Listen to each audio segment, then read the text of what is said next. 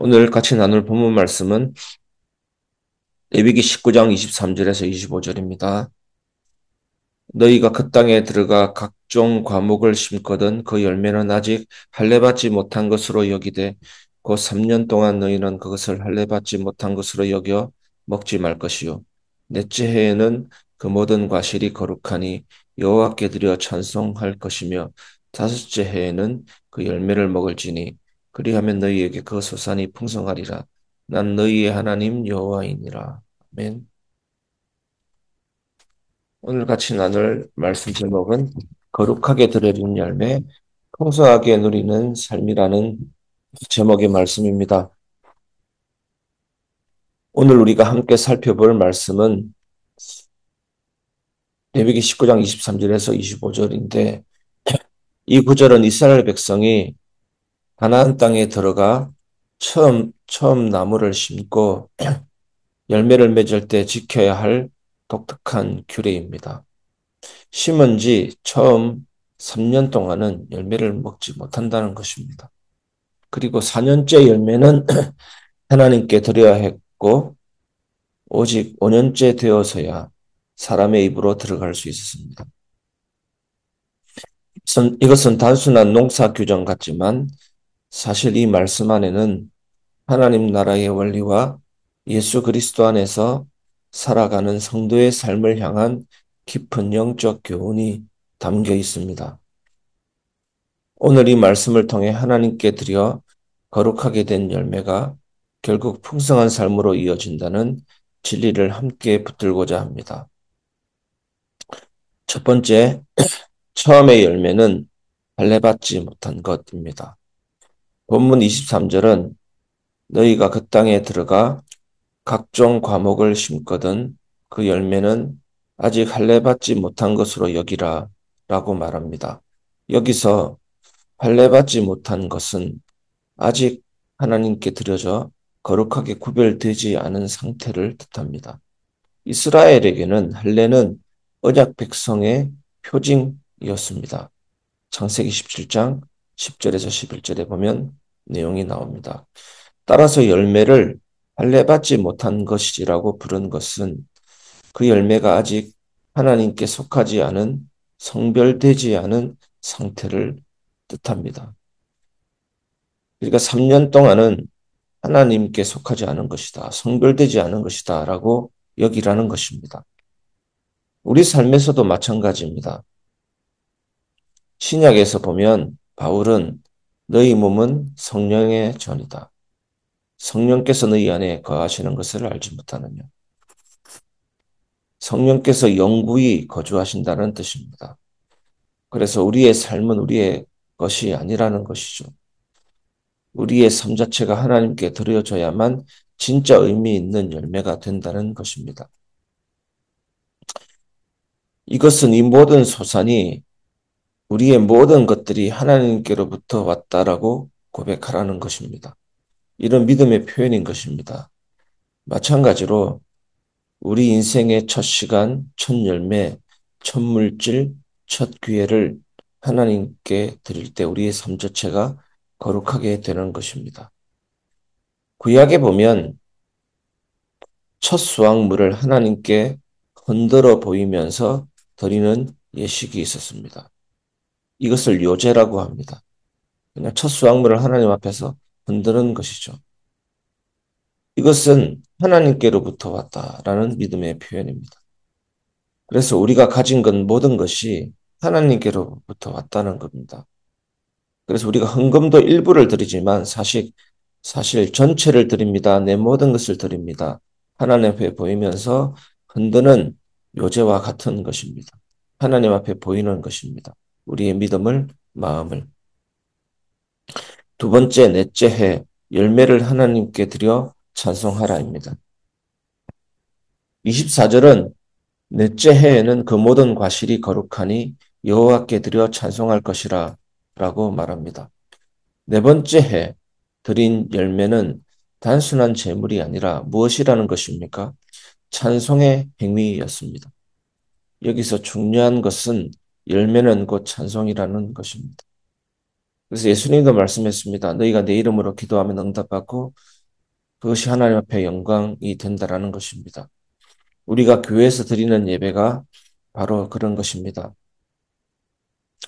헌금이 단순한 돈이 아니라 하나님께 드리는 찬송이고 우리의 찬양과 기도가 열매입니다. 예수님도 나는 포도나무요 너희는 가지라 라고 하시면서 우리가 그 안에 거하면 열매를 많이 맺는다고 하셨습니다. 그러므로 우리의 삶 전체가 하나님께 드려진 찬송의 열매가 되어야 합니다. 더욱 예수님 안에 있는 그 생명이 흘러 들어올 수 있도록 날마다 기도해야 될 줄 믿습니다. 사랑하는 성도 여러분, 과일나무는 천 몇 년 동안은 뿌리를 깊이 내리고 줄기와 가지를 튼튼히 해야 합니다. 이 시기에는 눈에 보이는 열매보다 눈에 보이지 않는 뿌리 성장에 더 많은 에너지를 씁니다. 과학적으로라도 오늘 말씀이 일치하는 겁니다. 마찬가지로 성도도 처음 신앙생활을 시작했을 때 당장 눈에 띄는 성과나 열매보다 무엇을 더 많이 해야 됩니까? 시편 1편 말씀처럼 시냇가에 심은 나무 기억하시기 바랍니다. 하나님이 옮겨 심으신 나무 시냇가에서는 말씀이 생명처럼 흘러 들어와서 잎사귀도 마르지 않고 열매를 맺게 되는 겁니다.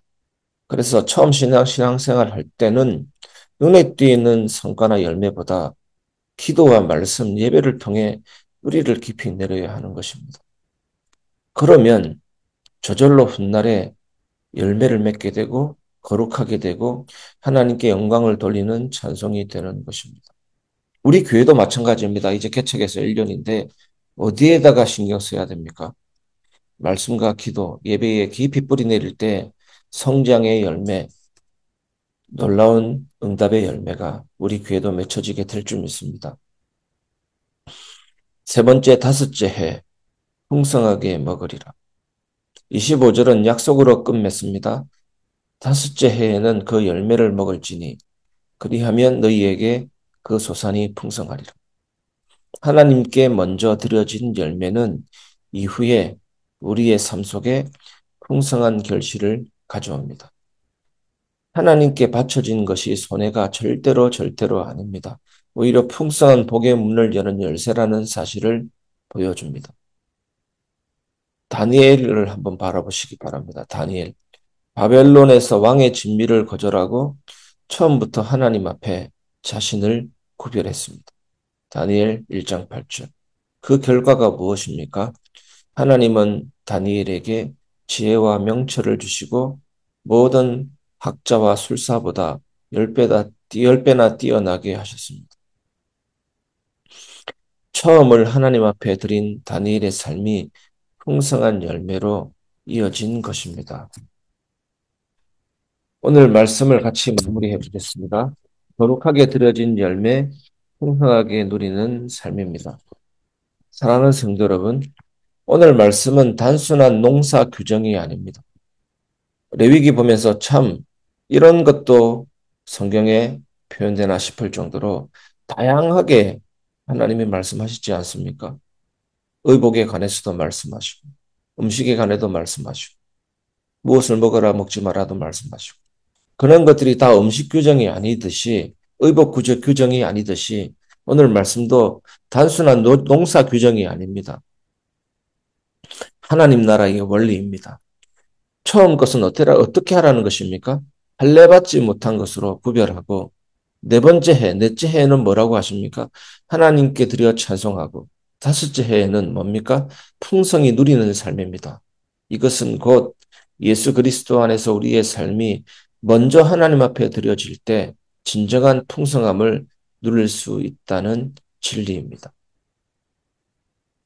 우리의 시간, 우리의 물질, 우리의 재능, 우리의 관계의 첫 열매를 하나님 앞에 드리시기를 바랍니다. 교회 예배가 형식이 아니라 하나님 앞에 드려진 찬송의 열매가 되게 하시기 바랍니다. 그러면 하나님께서 우리의 삶에 넘치는 풍성함을 약속하십니다. 어저께 제가 말씀드렸듯이 이제 우리에게는 돌로 지어진 예루살렘 성전이 필요 없습니다. 예수님이 십자가에서 죽으셨기 때문에 우리가 하나님의 성전이 된 것입니다. 존재 이유는 분명해졌습니다. 하나님께 영광 돌리고 하나님의 임재를 나타내는 삶입니다. 우리의 몸도 삶도 우리 것이 아닙니다. 성령님이 계시기 때문에. 그래서 우리의 예배는 종교적인 형식이 아니라 하나님을 만나는 살아있는 삶의 자리인 것입니다. 그 자리에서 우리가 하나님 앞에 드리는 찬송의 열매가 얼마나 중요합니까? 이렇게 될 때 넘치는 풍성함을 누리게 될 줄 믿습니다. 예수 그리스도의 십자가가 바로 그 원리의 완성입니다. 예수님은 자신을 하나님 앞에 드려서 거룩한 첫 열매가 되셨고 그 결과 우리가 풍성한 생명을 얻게 된 것입니다. 이제 우리의 삶이 예수님 안에서 거룩히 들어진 열매가 되어 하나님께 영광 돌리고 교회와 성도의 삶 가운데 참된 풍성함을 누리시기를 주님의 이름으로 축원합니다.